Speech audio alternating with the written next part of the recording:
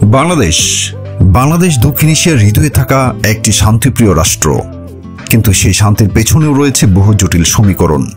কিন্তু এই তালিকার আড়ালে লুকিয়ে থাকা বাস্তবতা কতটা ভিন্ন।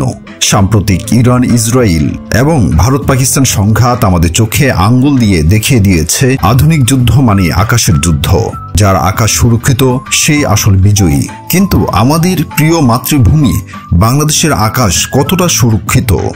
কেন বারবার আমাদের প্রতিরক্ষা সক্ষমতা নিয়ে উদ্বেগ আর শঙ্কা তৈরি হয়? এটা কি শুধুই আমাদের অভ্যন্তরীণ দুর্বলতা, নাকি এর পেছনে আছে কোনো অদৃশ্য শত্রুর টান?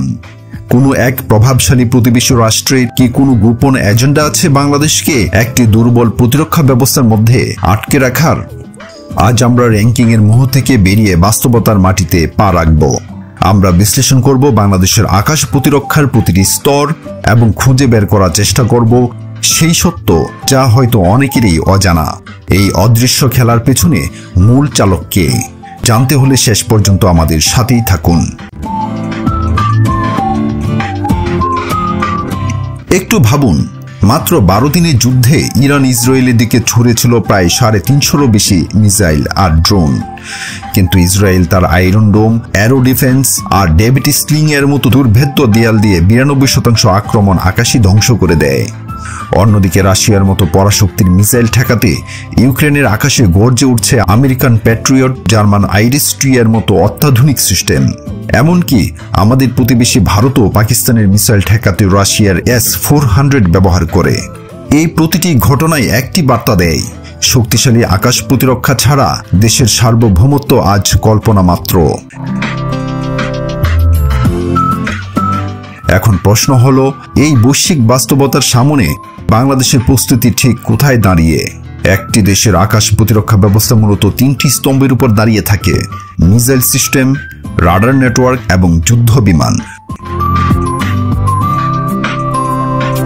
আসুন এক এক করে এই 3টি ক্ষেত্রেই বাংলাদেশের চিত্রটা একটু দেখে নিই। বাংলাদেশের হাতে থাকা সবচেয়ে কার্যকরী ভূমি থেকে আকাশে নিক্ষেপণযোগ্য ক্ষেপণাস্ত্র হল চীনের তৈরি FM-90।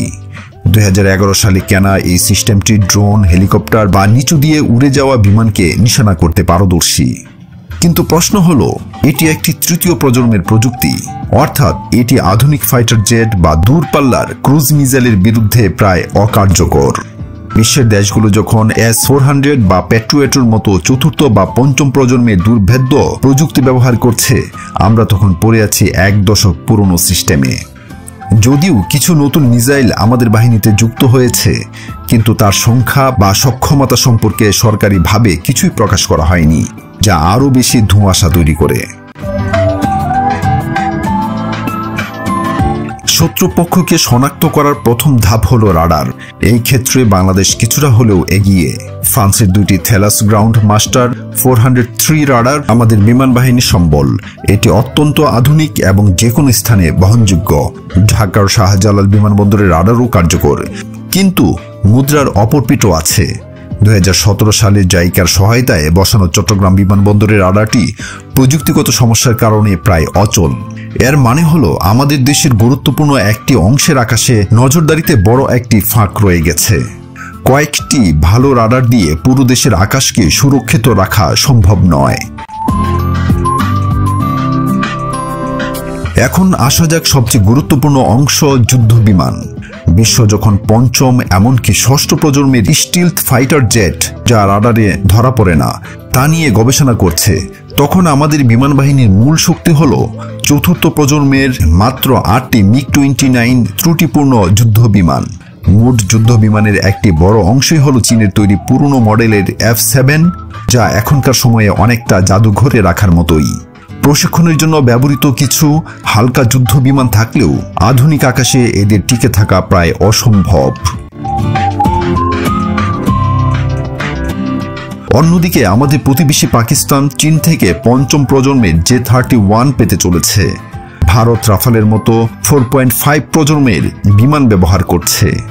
এই প্রেক্ষাপটে আমাদের বিমান বাহিনীর আধুনিকায়নের গতি অত্যন্ত হতাশাজনক। তবে আসার কথা হলো, তুরস্কের তৈরি অত্যাধুনিক বায়রাক্তার TB2 ড্রোন আমাদের বাহিনীতে যুক্ত হয়েছে। সংখ্যায় কম হলেও এটি একটি প্রশংসনীয় পদক্ষেপ। আমাদের এই বিশ্লেষণকে আরও স্পষ্ট করে তুলবে দেশের প্রতিরক্ষা বিশেষজ্ঞদের মতামত। অবসরপ্রাপ্ত মেজর জেনারেল ফজলে এলাহি আকবরের কথায় আমাদের আকাশ প্রতিরক্ষা ব্যবস্থা একেবারে জিরো না হলেও জিরোর কাছাকাছি। তিনি মনে করেন গত 16 বছরে প্রতিরক্ষা খাতের চাকচিক্যর দিকে নজর দেওয়া হয়েছে, মূল সক্ষমতার দিকে নয়। তার সেই বিখ্যাত উক্তিটি এখানে প্রণিধানযোগ্য, ডিটারেন্স ছাড়া কূটনীতি জিরো, অর্থাৎ সামরিক প্রতিরোধ ক্ষমতা ছাড়া কূটনৈতিক দর কষাকষির কোনো মূল্য নেই। অবসরপ্রাপ্ত এয়ার ভাইস মার্শাল মাহমুদ হোসেনের মতে আধুনিক যুদ্ধে আকাশে যার কর্তৃত্ব, যুদ্ধে সেই এগিয়ে থাকে। তিনি আক্ষেপ করে বলেন, ভারত পাকিস্তানের সবচেয়ে মেধাবীরা বিমান বাহিনীতে আসে, অথচ আমাদের দেশে কোনো বিশ্ববিদ্যালয়ে মিলিটারি স্টাডিজ ডিপার্টমেন্ট পর্যন্ত নেই। প্রতিরক্ষা বিশ্লেষক এবং অবসরপ্রাপ্ত কর্নেল মোহাম্মদ সোহেল রানা জানান, আমাদের প্রতিরক্ষা বাজেটের খুব সামান্য অংশই আকাশ প্রতিরক্ষায় ব্যয় হয়। তিনি আরও একটি গুরুত্বপূর্ণ বিষয় তুলে ধরেন, দেশে কোনো প্রতিরক্ষা শিল্প গড়ে না ওঠা। ভারত বা পাকিস্তান যেখানে নিজেরাই অনেক সামরিক সরঞ্জাম তৈরি করছে, সেখানে আমরা প্রায় 100% আমদানি নির্ভর। বিশেষজ্ঞদের কথা আর আমাদের বিশ্লেষণ থেকে একটি বিষয় স্পষ্ট, বাংলাদেশের আকাশ প্রতিরক্ষা ব্যবস্থা নাজুক। কিন্তু প্রশ্ন হলো কেন একটি স্বাধীন সার্বভৌম দেশ তার প্রতিরক্ষা সক্ষমতা বাড়াতে পারছে না? এখানে আসে ভূ রাজনীতির জটিল হিসাব। এমন অভিযোগ প্রায়ই শোনা যায় যে একটি প্রভাবশালী প্রতিবেশী রাষ্ট্র কখনোই চায় না বাংলাদেশ সামরিকভাবে, বিশেষ করে আকাশ প্রতিরক্ষায় স্বনির্ভর হয়ে উঠুক। কারণ একটি শক্তিশালী বাংলাদেশ তাদের আঞ্চলিক প্রভাব বিস্তারের পথে বাধা হয়ে দাঁড়াতে পারে। যখনই বাংলাদেশ কোনো দেশ থেকে অত্যাধুনিক রাডার, দীর্ঘপাল্লার মিসাইল বা উন্নত যুদ্ধ বিমান কেনার চেষ্টা করে, তখনই অদৃশ্য এক কূটনৈতিক চাপ আসতে শুরু করে। বিভিন্ন চুক্তি মুহূর্তে আটকে যায়। এর কারণ একটি দুর্বল ও নির্ভরশীল বাংলাদেশই কারো জন্য সুবিধাজনক। তারা চায় বাংলাদেশ যেন তাদের সামরিক ছাতার নিচেই আশ্রয় নিতে বাধ্য থাকে। সুতরাং বাংলাদেশের আকাশ প্রতিরক্ষা ব্যবস্থার দুর্বলতা কেবল বাজেট বা পরিকল্পনার অভাব নয়, এর পেছনে রয়েছে এক গভীর ভূরাজনৈতিক খেলা। এই খেলার নিয়মই হয়তো আমাদের আকাশ আজ এতটা অরক্ষিত। বাংলাদেশের আকাশ সীমা রক্ষার লড়াই শুধু সামরিক সরঞ্জাম কেনার লড়াই নয়, এটি ভূরাজনৈতিক চাপের বিরুদ্ধে টিকে থাকার এবং স্বনির্ভর হওয়ার লড়াই। এই অদৃশ্য যুদ্ধেই নির্ধারিত হবে বাংলাদেশের ভবিষ্যৎ সার্বভৌমত্বের আসল চিত্র। এই বিষয়ে আপনার সুচিন্তিত মতামত কি? আমাদের কমেন্ট বক্সে জানান। ভিডিওটি ভালো লাগলে লাইক করুন এবং বন্ধুদের সাথে শেয়ার করে এই আলোচনাকে ছড়িয়ে দিন। বাংলাদেশের প্রতিরক্ষা ও ভূ রাজনীতি নিয়ে এমন আরও গভীর বিশ্লেষণমূলক ভিডিওতে দেখতে আমাদের চ্যানেলটি সাবস্ক্রাইব করে বেল আইকনটি প্রেস করুন। ধন্যবাদ।